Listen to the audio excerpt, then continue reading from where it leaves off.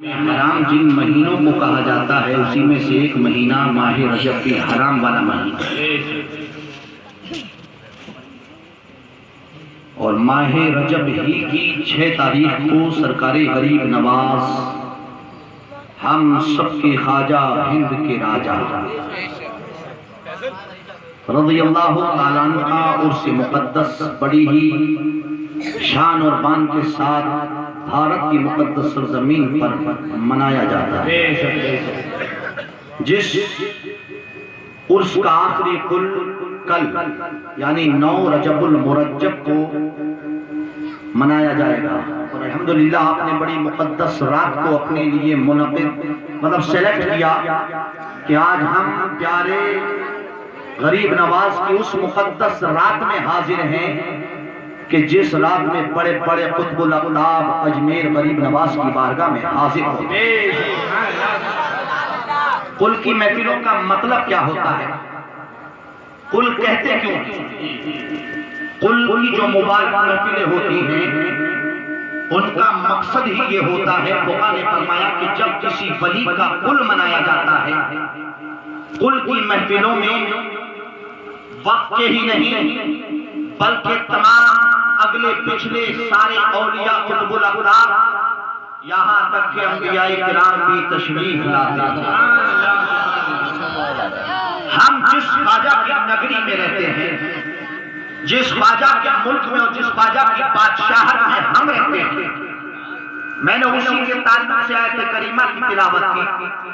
رب کائنات نے ارشاد فرمایا یا ایھا الذین آمنوا اتقوا اللہ وابتغوا الیہ الوسیلہ۔ آج وسیلے کے تعلق سے بے شمار خرافات ہمارے شہر میں بھی، ہمارے ہندوستان میں بھی، اور ہندوستان کے علاوہ پاکستان اور ایشیا کے ممالک میں بہت زیادہ شور کر رہی ہے۔ حضرات پہلے یہ سمجھیں کہ وسیلہ ہوتا کیا، وسیلے کا مقصد کیا ہوتا ہے، وسیلہ لیا کیا کیے جاتا ہے۔ حضرات محترم، وسیلے سے مراد ہوتا ہے کسی چیز کو پکڑ لینا، اور جب ہم اس کو پکڑتے ہیں اسی کو پکڑنے کے بعد ہم آگے چلتے ہیں، اور اسی سے بنا سلسلے کا معنی ہوتا ہے زنجیر، اور جو زنجیر ہوتی ہے، زنجیر کی ایک کڑی دوسری کڑی تیسری کڑی چوتھی کڑی مل کر کے جب بہت ساری کڑیاں جمع ہوتی ہیں تب ایک منزل سے لے کر دوسری منزل کا رابطہ طے ہو جاتا ہے۔ وسیلہ جسے ہم مناتے ہیں، جسے ہم مانتے ہیں، وہ وسیلہ ہے کیا؟ وہ وسیلہ یہی ہے کہ اولیاء کرام کو اپنے نزدیک اللہ تبارک و تعالیٰ کی بارگاہ میں پہنچانے کا ایک وسیلہ بنایا جائے۔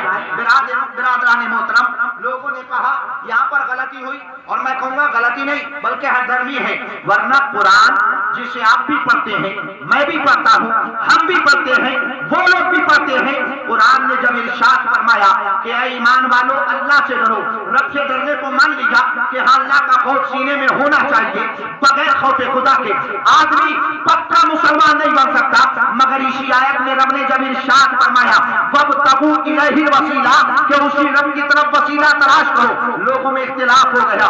کسی نے کہا وسیلے سے مراد اللہ کی جو عبادت آپ کرتے ہیں، جو نمازیں آپ پڑھتے ہیں، جو روزہ آپ رکھتے ہیں، جو حج آپ کرتے ہیں، جو زکات آپ دیتے ہیں، جو خیرات آپ دیتے ہیں، یہ جو نیک اعمال ہیں، ان نیک اعمال کو وسیلہ بنائیے، اللہ تعالیٰ آپ کے وسیلے کو قبول کرے گا۔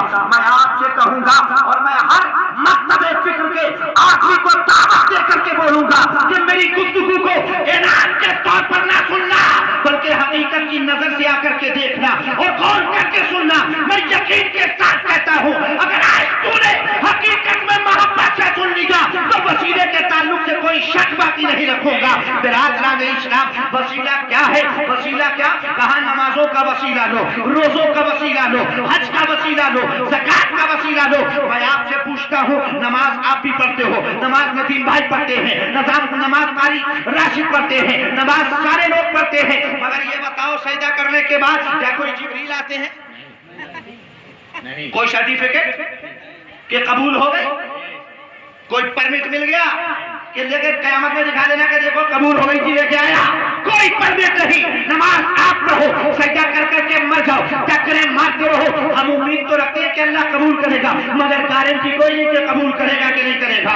اس لیے کہ نماز ادھر پڑھ رہا تھا، ادھر اس دکان کا حساب سجدے میں جوڑ رہا تھا، نماز یہاں پڑھ رہا تھا، کاروبار کو نماز میں شامل کر رہا تھا۔ ہاں قبول کر لے، اللہ کی مہربانی ہے، مگر برادران اسلام یہ بتاؤ کہ جو نماز آپ نے پڑھی پتہ نہیں قبول ہوئی کہ مردود ہوئی، جو روزہ آپ نے رکھا پتہ نہیں قبول ہوا کہ مردود ہوا، آپ نے جو حج کیا پتہ نہیں قبول ہوا کہ مردود ہوا۔ ارے جب وہ نماز وسیلہ بن سکتی ہے، جب وہ روزہ وسیلہ بن سکتا ہے، جب وہ حج وسیلہ بن سکتا ہے، ارے تو غوث اعظم کے بارے میں تو سرکار کا فرمان ہے کہ اولیاء وہی ہوتے ہیں جو اللہ کی بارگاہ میں مقبول ہو جاتے ہیں۔ جب نماز کا وسیلہ ہوگا تو غوث اعظم کا وسیلہ پہلے سے۔ سبحان اللہ، سبحان اللہ، نعرے تکبیر، نعرے رسالت، مسلک اعلیٰ حضرت فیضان اولیاء کانفرنس، نعرے تکبیر، نعرے رسالت۔ بات سمجھ میں آ رہی ہے نہیں؟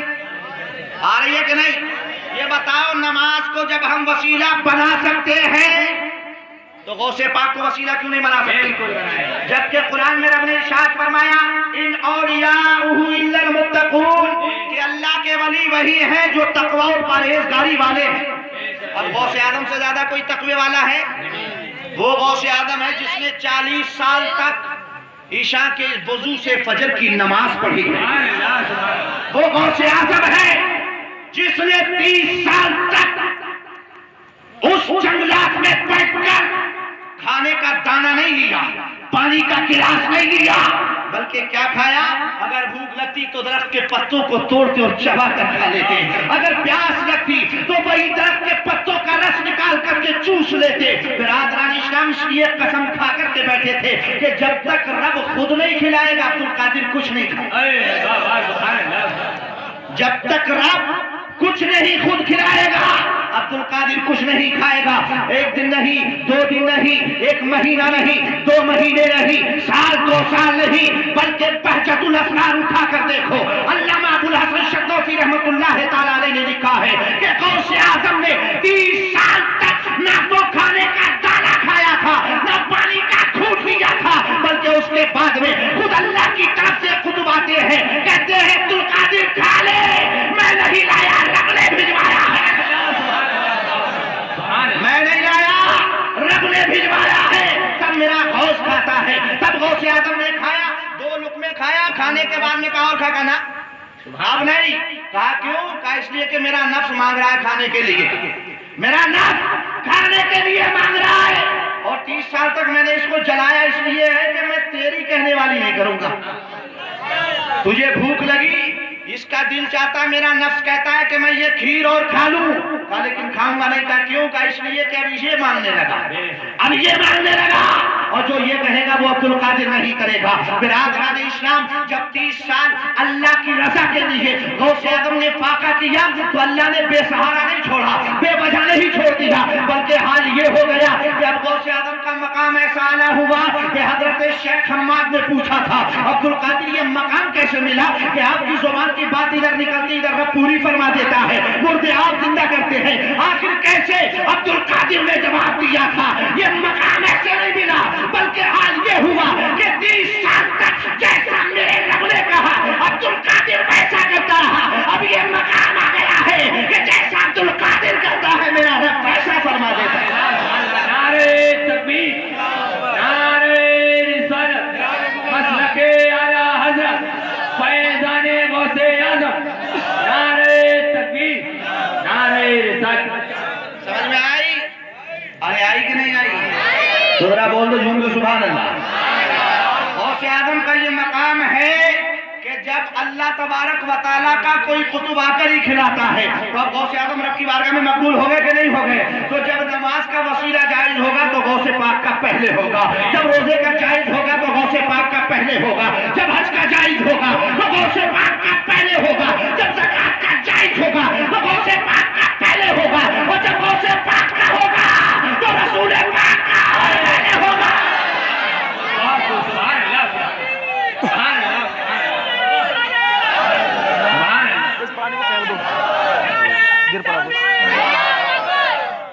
اللہ، او وسیلے کو شرک بتانے والوں، کانوں کی ٹھیٹے نکالو اور اس गुलाम रजा के सामने आकर बैठो। सुभान अल्लाह, सुभान अल्लाह। ये गारंटी है, अगर हक कबूल करने की तुझ में सलाहियत है तो ये दावे के साथ कहता हूं कि तू कभी भी वसीले का इनकार नहीं करेगा, कभी भी वसीले का इनकार नहीं करेगा। इसलिए वसीला ये हमने नहीं बल्कि खुदा ने बताया। बोलो झूम के। पढ़िए, मैंने मेरे बाप ने नहीं लिखी, ना मेरे बाप ने और ना आपके बाप ने, बल्कि लिखी है खुदाए पाक ने। लेके आए मेरे सरकार, भेजी है परवरदिगार ने। बिरादरान इस्लाम, आप समझ रहे हैं कि नहीं? वसीला जायज है कि नहीं? वसीला जायज है। मैं बताता हूँ आपको वसीला कैसे जायज है। आओ उधरा। लोग कहते हैं कि नहीं वो तो मिट्टी का ढेर है। मैंने कहा बज़ात जुबान को लगाम दे, जो अल्लाह का वली होता है वो मिट्टी का ढेर नहीं होता, वो मिट्टी का ढेर नहीं होता। अरे वो तो बहुत आला मर्तबे वाले हो गए, वो तो कुतुबुल अख्ताब हो गए।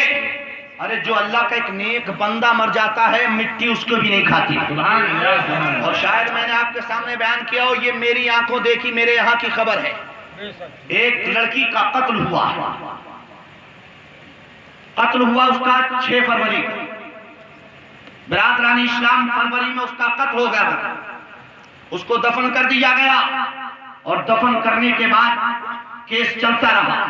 6 महीने 17 दिन के बाद ये रिपोर्ट आई कि अब उसकी लाश निकालकर उसका पोस्टमार्टम होगा ताकि पता चले कि मारा कैसे गया है। बिरादरान इस्लाम, लड़की हमारे यहाँ की थी, दूसरी जगह शादी हुई थी। अजीजान गिरामी, अलगरज जब हाल ये आया, बहुत सारे लोग जमा हैं, हमारी पूरी बस्ती वहाँ मौजूद है। हजरात मोहतरम, उसके भाई मौजूद हैं, तकरीबन PSC की 3 गाड़ियां मौजूद, इसलिए कि बहुत बड़ा इलाका था, कहीं ऐसा ना हो कोई बात बिगड़ जाए। बिरादरान इस्लाम, बहुत सारी अगरबत्तियों का इंतजाम किया गया, बहुत सारा लोबान जलाया गया। किस लिए कि कब्र 6 महीने पहले की है, खोली जाएगी तो बदबू हो सकती है, बदबू निकल सकती है। अलगरज अगरबत्तियों को जला जलाकर बंडल चारों तरफ लगा दिए गए। कब्र खोदने वाले भी हमारे यहाँ के हैं, कब्र खोलने वाले भी हमारे यहाँ के हैं। कब्र खोदी जा रही है, पुलिस चारों तरफ से लगी है, 4-6 देहात के लोग भी आकर के वहां जमे। तकरीबन बताया जाता